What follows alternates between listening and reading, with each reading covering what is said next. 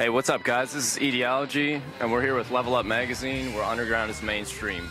I'm Mike. I'm Chris. And I'm Scott.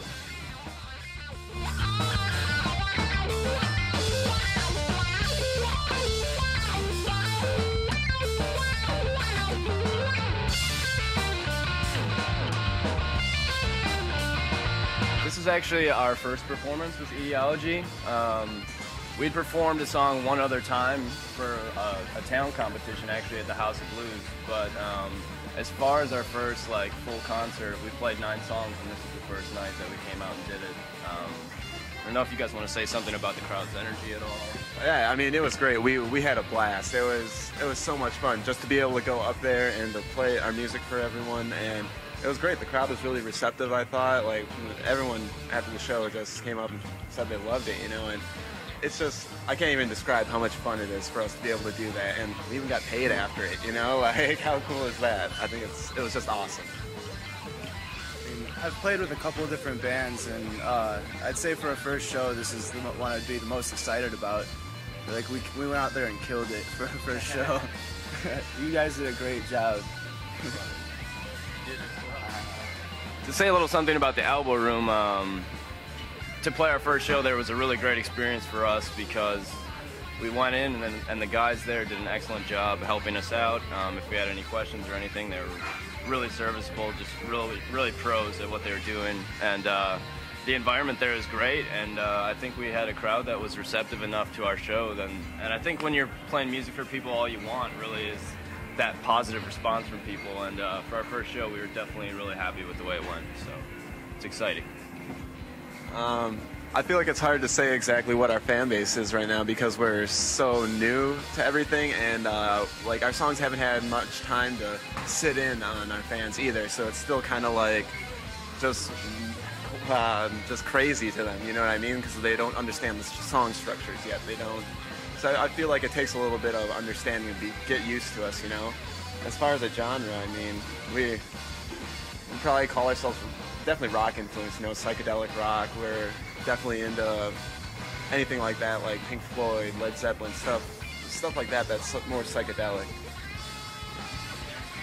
Yeah, just to touch on the fan issue, we haven't had that many fans just because of our limited exposure outside of our friends, and I mean, it's really nice to hear that your friends like your music, but we're really excited for the opportunity to take it out there a little further and start getting fans interested in what we're doing, not because they're giving a positive response because they're our friends, but because our music really affects people, and that's what we're really excited about. You just got to get up there and have the energy that they had. I mean, I'm a great fan of Pink Floyd or Jimi Hendrix, like you asked, or I mean, even other bands around from that era, like Mahavishnu Orchestra, or I don't know what else.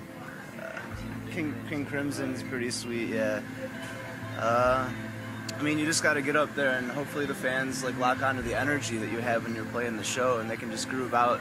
I mean, we're having fun up there when we're playing on stage. We have fun. We rock out in our living room when we're practicing. So, I mean, if we can have the energy when there's nobody there, like when we're playing the show, it's just, hopefully everybody goes wild and we feed off of that. Just to say a little bit more about those influences, I mean, I think we can all probably attribute one of the first times we heard, a great guitar player like Jimi Hendrix, or a great psychedelic band like Pink Floyd, and the way that they can affect you with music, the way they can make you feel so many different things, song to song, and just that range of emotion and energy that they bring when they perform live is, I mean, it's something as a musician that you can't help but to make a part of you because it's affected you in such a way that it's unforgettable and absolutely an influence. Yeah, I mean, I just feel like those bands, Floyd, Hendrix, Zeppelin, those are the classics, you know what I mean? And they're not classics for no reason, Like, these guys were onto something. These guys could play, And I feel like that's just something that we want to put off in our music, Like, that's what we want people to know, like, these guys can play, We want to invoke that same feeling. I think that the way we look at it, making music is not in terms of, what kind of commercial recognition we can really achieve the reason we started making it is because it was just us being honest to us and saying this is something that needs to come out of us. This is something that's getting put together whether we want it to or not. It's just coming together. So if we wouldn't have done it the way we did and continue to do it the way we do, I don't think that we're just going to be true to ourselves. And I think all of us kind of resent the MTV generation a little bit for prioritizing style and we and putting music as a secondary thing just is unacceptable to people like us. And we love to see the music industry change in a different direction, more focused on the music first and everything else coming afterwards. Yeah, I think it's all about staying honest type of thing. Like, we make our music because that's what we want to do. Like, we don't make our songs to be like, oh, I think people will like this, you know? Like, it's like, damn, that was sweet. I love that. I want to play that, you know? It's all about, as bad as it sounds, it's almost all about pleasing ourselves, you know? We're not looking to be a big commercial success and have everybody like our music, you know? We want to make what makes us happy, you know? And that's what we're doing right now. Honestly, if I didn't enjoy the music I was playing, there's no way I could play it with any passion. Like, if we had that radio hit and we had to play it over and over again, it got played out, it would wear me out, and there's just no way that I could play with any passion anymore. Yeah, I definitely feel like our music is all about progression too. We don't want to do something that's been done already. We want to keep going and keep it fresh and try not to repeat ourselves, hopefully, you know, or what's been done already. I think over the last 10 years or so, the music listening community has been conditioned to think about music in terms of one or two songs that kind of highlight the work of an entire album, instead of looking at that album as one whole piece of art and looking at it in a way that is significant because it is whole. And a way that we'll make sure that, you know, we don't put too much focus on one or two songs to just appeal to certain people is by making songs that we really dig, you know, that we really feel and that, you know, make sense to us and work within what we're trying to do.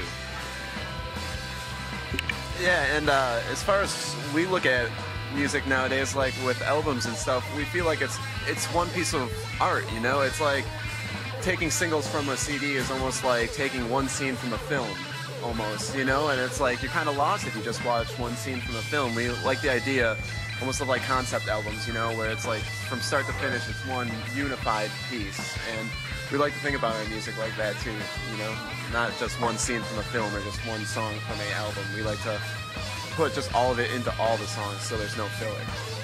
As far as the demo that we got to you guys, what that is actually live recordings that we took from our practices that we have at our house.